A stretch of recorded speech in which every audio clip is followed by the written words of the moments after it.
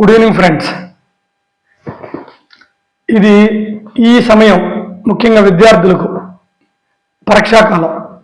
పరీక్షాకాలం నేను ఎందుకన్నానంటే రేపు మార్చి 1 నుంచి ఇంటర్మీడియట్ ఫస్ట్ ఇయర్ వాళ్ళకి ఎగ్జామ్స్ ఉన్నాయి.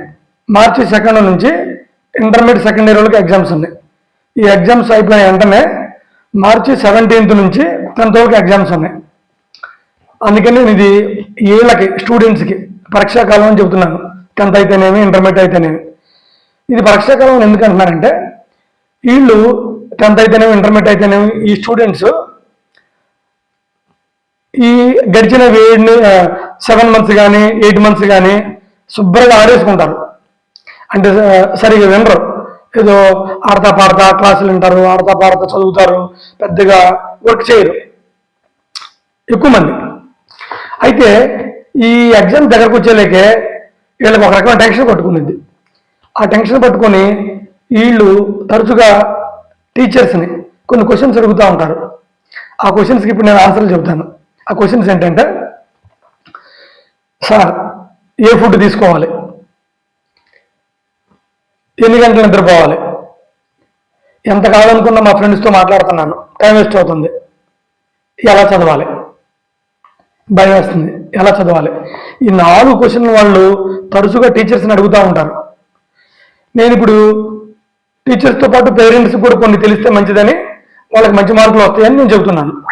ఓకే, ఫస్ట్ పాయింట్, ఏ ఫుడ్ తీసుకోవాలి. జంక్ ఫుడ్ పిల్లలకి పెట్టమాకండి. పిల్లలు మీరు కూడా జంక్ ఫుడ్ తీసుకోమాకండి. జంక్ ఫుడ్ అంటే ఏంటి మీ అందరికీ తెలుసు. బయట దొరికే నూడిల్స్, మిరపకాయ బజ్జీలు, బిర్యానీలు, ఇవన్నీ కూడా పెడత కింద పప్పు, పిడతల పప్పు, పెడత పక్కన పప్పు, ఇవన్నీ కూడా జంక్ ఫుడ్సే. ఇవి అసలు తీసుకోమాకండి. ఎందుకు వీటిని తీసుకోకూడదు అంటున్నామంటే వీటిలో minerals, vitamins, proteins already dry అయిపోయి ఉంటాయి లేదా చనిపోయి ఉంటాయి. మన బ్రెయిన్కి కావాల్సింది కూడా ఇప్పుడు ఈ ఎగ్జామ్ టైంలో విటమిన్స్, మినరల్స్, ప్రోటీన్స్ మనకు కావాలి, అందులో లేవు కదా. సో అవి వేస్ట్. పైగా ఆ కలర్స్ మనల్ని డ్యామేజ్ చేస్తాయి, ఈ బ్రెయిన్ స్టోర్ అవ్వదు. సో మీరు జంక్ ఫుడ్స్ కంప్లీట్గా అవాయిడ్ చేయాలి ఈ పరీక్షాకాలంలో. మరి ఏ ఫుడ్ తీసుకోవాలి సార్? ఎస్, మీరు తీసుకునే రెగ్యులర్ ఫుడ్తో పాటు కాయగూరలో రైస్, పప్పు, చారు, వీటితో పాటు ఫ్రూట్స్ కంపల్సరీ తీసుకోండి. ఫ్రూట్స్ అంటే ఏంటి మీకు తెలుసు, బనానా, యాపిల్, బొప్పాయి, జామకాయ, ఇలా ఏది అందుబాటులో ఉంటే తీసుకోండి. ఓకేనా? Fruits clear, food clear. Okay, come to the sleeping time. నిద్రపోయే సమయానికి వద్దాం. నిద్రపోయే సమయం చాలామంది పేరెంట్స్కి కొన్ని అపోహలు ఉన్నాయి. అపోహలు అంటే ఏంటి వాళ్ళకి తెలియక ఎగ్జామ్ టైం వచ్చేలేకే 11 గంటల వరకు చదువుకో, 4 గంటలకు నిద్రలే, తెల్లవారుజామున లేస్తే మంచిది, ఇలా అన్ని ఒత్తిడి గురి చేస్తూ ఉంటారు. మీ ప్రేమ, మీ ఆతృత కరెక్టే, కానీ ఆడు పిల్లగాడికి 8 గంటల నుంచి 8 గంటలు లేదా 7 గంటలు నిద్ర కంపల్సరీ ఉండాలి. అలా నిద్ర ఉన్నప్పుడే వాడు చదివింది బ్రెయిన్లో స్టోర్ అయ్యింది, లేకపోతే స్టోర్ అవ్వదు. గుర్తుపెట్టుకున్నది. వాడిని మనం ఆతృతికి వాడు బాగుపడాలి, ఫెయిల్ అవ్వకూడదు, మంచి మార్కులు రావాలి అని మన ప్రేమ ఓకే, కానీ మన ప్రేమ బ్రెయిన్కి తెలియదు. ఆ బ్రెయిన్ ఏం చేసిద్దంటే వాడు చదివిందంతా ప్రింట్ చేయదు. బ్రెయిన్లో ప్రింట్ అవ్వలేదనుకో వాడు ఎగ్జామ్ హాల్లో రాయలేడు. నేను ఫైనల్గా ఏం చెబుతున్నానంటే 7 గంటలు లేదా 8 గంటలు లేదా 6 గంటలు ఆడి బాడీ తత్వాన్ని బట్టి వాడికి నిద్ర కంపల్సరీ కావాలి. క్లియర్? థర్డ్ పాయింట్, ఇది చాలా చాలా ఇంపార్టెంట్. పిల్లలందరూ తరచుగా నన్ను అడిగే క్వశ్చన్ ఇది, సార్ ఎంత కాదనుకున్నా ఆడితో వీడితో మాట్లాడుతున్నామండి. సరే, వాళ్ళు చెప్పకపోయినా ఆడితో వీడితో మాట్లాడేస్తూ ఉంటారు. దానికి మెయిన్ రీజన్ టెన్షన్. ఆ టెన్షన్, దీన్ని మన తెలుగులో అయితే సొల్లు కబుర్లు అంటారు. అసలు ముందు పిల్లగాడికి మనకు ఉపయోగపడే కబుర్లు అయ్యి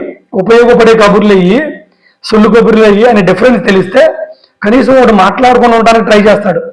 సొల్లు కబుర్లు అంటే ఏం లేదు, ఒరే సీనిగాడు ఏం చేస్తుండవు, సీనిగాడు వచ్చాడా రాలేదా, సార్ కొట్టాడా లేదా, తిట్టాడా లేడా, ఇవి అడుగుతూ ఉంటారు. తిట్టాడా లేదా, కొట్టాడా లేదా, సీనిగాడు వచ్చాడా రాలేదా, ఇవి ఎగ్జామ్ వాళ్ళు ఎప్పుడు అడగరు, ఎగ్జామ్ కూడా రావాలి. సో ఎగ్జామ్కి ఉపయోగపడవు కాబట్టి ఇవి సొల్లు కబుర్లు అంటున్నాం. ఇవి బంద్ చేయాలి. తర్వాత ఎగ్జామ్కి ఉపయోగపడే కబుర్లు ఏంటి? ఈ సమ్మకి ఆన్సర్ వచ్చిందా, ఆర్టికల్స్ వచ్చాయా, సినానమ్స్ వచ్చాయా, లేదా ఆ తెలుగు పద్య భాగం వచ్చిందా, లేదా హిందీ వచ్చిందా, దానికి ఆన్సర్ చెప్పు. ఇలాంటి ఉపయోగపడే కబుర్లు, ఇలా ఉపయోగపడే డిస్కషన్ జరగాలి. ఇలా జరిగితే నీకు ఉపయోగం. ఓకే, ఇప్పుడు నేను మూడింటికి ఆన్సర్ చెప్పా. ఫుడ్, స్లీపింగ్, తర్వాత కబుర్లు. కబుర్లు మాత్రం మీరు వేస్ట్ టాకింగ్ బంద్ చేయాల్సిందే, లేకపోతే నువ్వు పికప్ కాదు. ఈ సొల్లు కబుర్లు ఎందుకు బంద్ చేయమంటున్నానంటే, ఫర్ ఎగ్జాంపుల్కి మనం ఒక గాజు డబ్బా తీసుకోండి, గాజు గ్లాస్ ఉన్న ఒక టిన్ తీసుకోండి. నీకు కావాల్సిన యాపిల్ ముక్కలు అందులో కట్ చేసి అందులో లోపల పడేసావా? కొంచెం ఆగిన తర్వాత ఏయో పిచ్చి పిచ్చి అన్ని గ్రేప్స్ అని, బనానా అని, లేకపోతే ఇంకొకటి అందులో వేసి, నీకు యాక్చువల్గా కావాల్సింది ఏంటి? యాపిల్ మొక్కలు కావాలి. అవి ఎక్కడున్నాయి? అడుగును ఉన్నాయి. మరి నీకు కావాల్సిన టైంకి అవి రావాలంటే కష్టమా కాదా? సేమ్ నువ్వు ఎగ్జామ్ టైంలో, ఈ పరీక్షా కాలంలో నువ్వు సొల్లు కబుర్లు ఎక్కువ చెప్పుకోవటం వలన ఆల్రెడీ బ్రెయిన్లో సబ్జెక్ట్ ఉండిద్ది. ఈ సబ్జెక్ట్ మీద మళ్ళీ వేస్ట్ టాకింగ్. ఎగ్జామ్ హాల్లోకి నువ్వు వెళ్ళిన తర్వాత నీకు ఈ ఆన్సర్ రావాలంటే చాలా కష్టం, టెన్షన్ గురవుతావు, రాంగ్ ఆన్సర్ రాస్తావు, మార్కులు వెళ్ళిపోతాయి. అందుకని గుర్తుపెట్టుకోండి, వేస్ట్ టాకింగ్, సొల్లు కబుర్లు మనకు అక్కర్లేదు. కనీసం 50 రోజులు అవి ఉండాలి సొల్లు కబుర్లు, కానీ ఈ ఎగ్జామ్ టైంలో కాదు. ఓకే, ఇక లాస్ట్ ఇది. పిల్లలు ఇంకో క్వశ్చన్ అడుగుతున్నారు, సార్ ఎలా చదవాలి సార్, ఎలా చదవాలి, చదువుతుంటే నిద్ర వస్తుంది సార్ అని. ఎస్, మనం చదివింది 10 సార్లు, 20 సార్లు, 30 సార్లు చదువుతూ ఉంటాం. ఆ ఆటోమేటిక్ నిద్రే వచ్చింది, ఉత్సాహం, ఎంగ్జైట్మెంట్ రాదు. మరి ఏం చేయాలి? దానికి ఒకటి ఉంది, సెల్ఫ్ టాకింగ్ అని. సెల్ఫ్ టాకింగ్ అంటే ఏంటి సార్? సెల్ఫ్ టాకింగ్ అంటే ఏం లేదు బా, మీరు ఇంటికాడ బయలుదేరినప్పుడే నీ అంతటి నువ్వు ఇలా మాట్లాడుకో. ఏమని? మా అమ్మ పొద్దున్నే లెగుస్తుంది, మా నాన్న లెగుస్తున్నారు, వాళ్ళు ఎంతో కష్టపడుతున్నారు, నేను కొంచెం బాగా చదివి మంచి మార్కులు వస్తే న్యూస్ పేపర్లో నా ఫోటో వచ్చింది, కనీసం మా స్కూల్ మ్యాగజైన్లో వచ్చింది, పాంప్లెట్లో వచ్చింది, మా మనలో ఆనందపడతారు. ఇది ఇమాజిన్ చేసుకో. బ్రెయిన్ రీఛార్జ్ చేద్ది. సెల్ఫ్ టాకింగ్ వలన బ్రెయిన్ రీఛార్జ్ చేద్ది. అలా రీఛార్జ్ అవ్వడం వలన ఒక గంట, అరగంట నువ్వు చదవగలవు. మళ్ళీ ఆటోమేటిక్గా నిద్ర రావడం, మైండ్ డైవర్ట్ అవ్వడం జరిగింది. అప్పుడు మళ్ళీ ఇలా కూడా నువ్వు సెల్ఫ్ టాకింగ్ చేసుకో.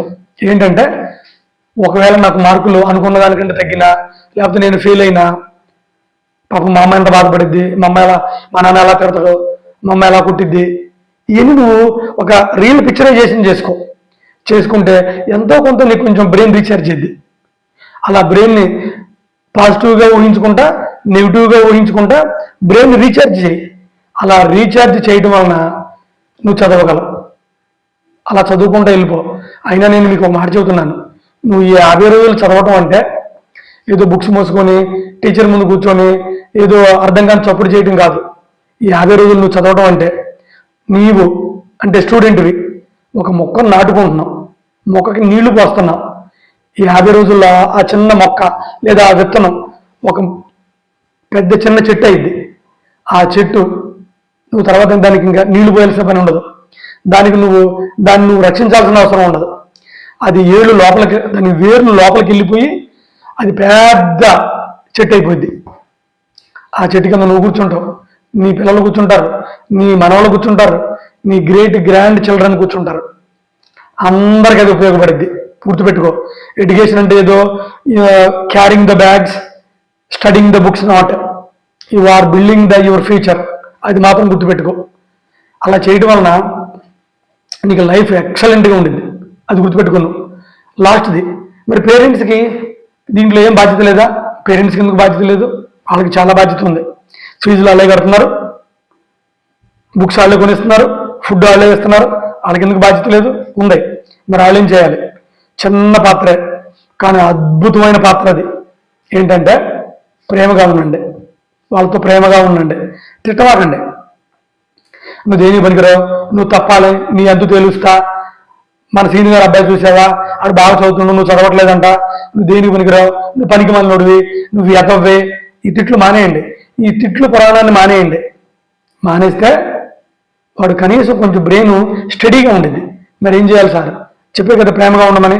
ప్రేమగా అంటే ఏం లేదు, అబ్బాయి అమ్మాయి ఎన్ని వస్తే అన్ని వస్తాయి, చదువు, ఇందులో ప్రాబ్లం ఏమీ లేదు. నువ్వు చదివిన దాన్ని మళ్ళీ రివిజన్ చేసుకో, ఎన్ని వచ్చినా మాకు హ్యాపీయే. కానీ నువ్వు ఎంత చేయగలవో అంత చెయ్యి, మాకు ఇబ్బంది ఏం లేదు. రిజల్ట్స్ని పట్టించుకోవద్దు.